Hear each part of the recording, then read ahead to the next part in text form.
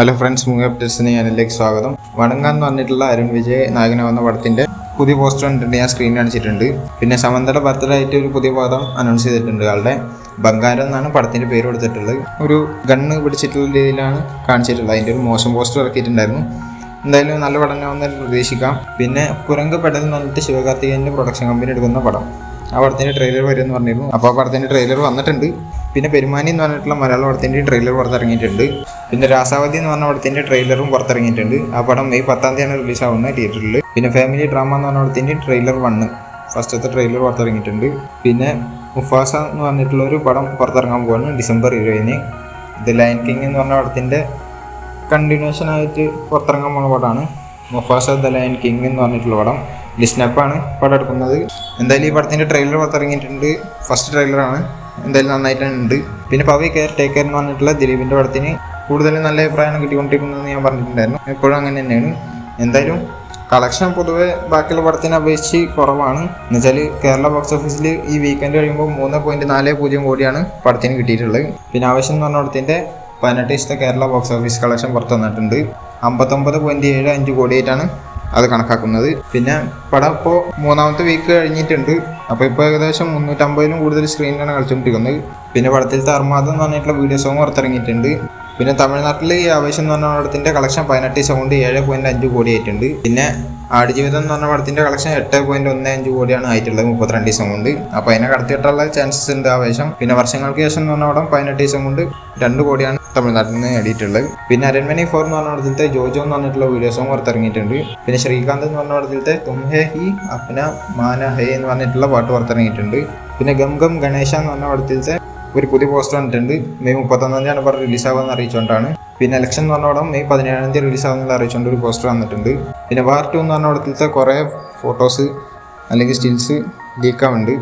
അപ്പോൾ 2-3 കിട്ടിയിട്ടുണ്ട്. ഞാൻ എന്തായാലും സ്ക്രീനിൽ കാണിച്ചിട്ടുണ്ട്. പിന്നെ ഈ പടത്തിൽ ആക്ഷൻ ഡയറക്ടറായിട്ട് ഉള്ളത് ക്യാപ്റ്റൻ അമേരിക്കയിലത്തെ ആക്ഷൻ ഒക്കെ കൊറിയോഗ്രാഫി ചെയ്ത ആളാണ്. അപ്പോൾ എന്തായാലും ആക്ഷനൊക്കെ വേറെ ലെവലായിരിക്കും. പിന്നെ ഈ പടത്തിൽ ജൂനിയർ NTRഉം ഹൃതിക് റോഷനും ഒന്നിച്ചിട്ടുള്ള ഒരു ഡാൻസിന്റെ സീക്വൻസ് ഉണ്ടാവും എന്നുള്ള കേൾക്കുന്നുണ്ട്. പിന്നെ ടോവിനോ തോമസിന്റെ ഐഡന്റിറ്റി എന്ന് പറഞ്ഞ പടത്തിലത്തെ കുറച്ച് സ്റ്റിൽസ് അല്ലെങ്കിൽ ഫോട്ടോസ് പുറത്തു വന്നിട്ടുണ്ട്. ഞാൻ സ്ക്രീനിൽ കാണിച്ചിട്ടുണ്ട്. തൃഷ വിനയറായി ടോവിനോ തോമസ് പിന്നെ ഡയറക്ടർ കൂടിയിട്ടിരിക്കുന്ന ഒരു ഫോട്ടോയാണ്. പിന്നെ നടികർ എന്ന് പറഞ്ഞിട്ടുള്ള ടോവിനോ തോമസിന്റെ അടുത്ത് ഇറങ്ങാൻ പോകുന്ന പടത്തിന്റെ സെൻസറിങ് കഴിഞ്ഞിട്ടുണ്ട്. യുബാരിയ സർട്ടിഫിക്കറ്റ് ആണ് കിട്ടിയിട്ടുള്ളത്. 2 മണിക്കൂർ 22 മിനിറ്റാണ് പടത്തിന്റെ റൺ ടൈം ആയി പറയുന്നത്. മെയ് 3 പടം റിലീസാവുന്നത്. പിന്നെ പടത്തിന്റെ ബുക്കിംഗ് ഒക്കെ GCC ഓപ്പൺ ആയിട്ടുണ്ട്. പിന്നെ ജയ് ഹനുമാൻ എന്ന് പറഞ്ഞ പടത്തിൽ ഹനുമാനായിട്ട് രൺവീർ സിംഗ് എത്തുന്നുള്ളതാണ് കേൾക്കുന്നത്. എന്നുവെച്ചാൽ തേജ സജയുടെ കൂടെ ഹനുമാൻ എന്നുള്ള രീതിയിൽ രൺവീർ സിംഗ് എത്തുന്നുള്ളതാണ് കേൾക്കുന്നത്. പിന്നെ ARM അജയൻ്റെ 2ാം വർഷം എന്ന് പറഞ്ഞ പടത്തിലത്തെ ബേസിൽ ജോസഫിൻ്റെ ഒരു ക്യാരക്ടർ പോസ്റ്റർ കണ്ടിട്ടുണ്ട്. ആളുടെ ഇതിലത്തെ പേര് KP സുരേഷ് എന്നാണ്. ഇതിപ്പോൾ ഈ ആവേശത്തിൻ്റെ ഫഹദ് ഫാസിലിൻ്റെ ക്യാരക്ടറുമായി ഒരേ സമയം ദേശീയക്കാരനായിട്ടും കോമഡി ആയിട്ടുള്ള രീതിയിലത്തെ കഥാപാത്രമാണെന്നാണ് തോന്നുന്നത്.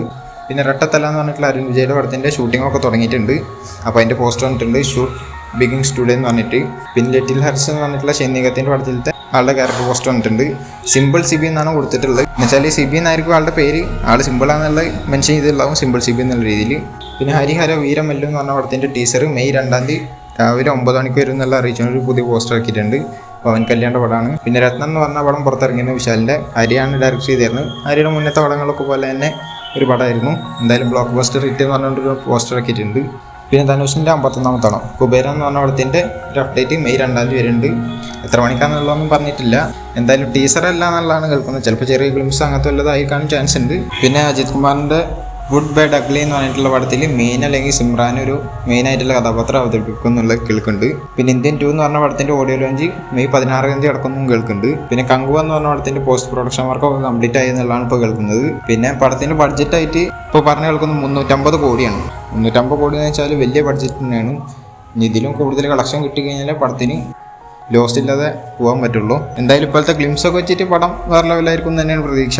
പിന്നെ the greatest of all time എന്ന് പറഞ്ഞിട്ടുള്ള തലപതി വിജയുടെ പടത്തിലത്തെ സെക്കൻഡ് സിംഗിൾ വരുമെന്ന് പറഞ്ഞിരുന്നു. ആ സെക്കൻഡ് സിംഗിൾ ഒരു ഐറ്റം സോങ് ആയിരിക്കും എന്നുള്ളതാണ് കേൾക്കുന്നത്. എന്തായാലും ജൂൺ 22 വരും എന്നുള്ളതാണ് കേൾക്കുന്നത് തലപതി വിജയുടെ ബർത്ത്ഡേക്ക്. പിന്നെ ഓട് മുതിര ചാട് മുതിര എന്ന് പറഞ്ഞിട്ടുള്ള ഫഹദ് ഫാസിലിൻ്റെ പടം. ആ പടത്തിന് പൂജ നടന്നിട്ടുണ്ട്. അപ്പോൾ അതിൻ്റെ ക്ലാപ്പ് ബോർഡിൻ്റെ ഫോട്ടോ ഓർത്ത് തന്നിട്ടുണ്ട്. പടം ഡയറക്റ്റ് ചെയ്യുന്ന അൽത്താഫ് സലീമാണ്. പിന്നെ പടത്തിൽ അഭിനയിക്കുന്നത് ഫഹദ് ഫാസിൽ കൂടാതെ കല്യാണി പ്രിയദർശൻ, ധ്യാൻ ശ്രീനിവാസൻ, രേവതി പിള്ളൈ, വിനയ് ഫോർട്ട് ഇങ്ങനെ കുറേ ആൾക്കാരുണ്ട്. പിന്നെ പുഷ്പ 2 ദ റൂൾ എന്ന് പറഞ്ഞ പടത്തിലത്തെ പുഷ്പ എന്ന് പറഞ്ഞിട്ടുള്ള ഫസ്റ്റ് സിംഗിൾ നാളെ 5 പുറത്തിറങ്ങാനുള്ള അറിയിച്ചുകൊണ്ട് ഒരു പുതിയ പോസ്റ്റർ വന്നിട്ടുണ്ട്. നല്ല പോസ്റ്റർ ആയിട്ടാണ് തോന്നിയത്. പാട്ട് നന്നാവട്ടെ.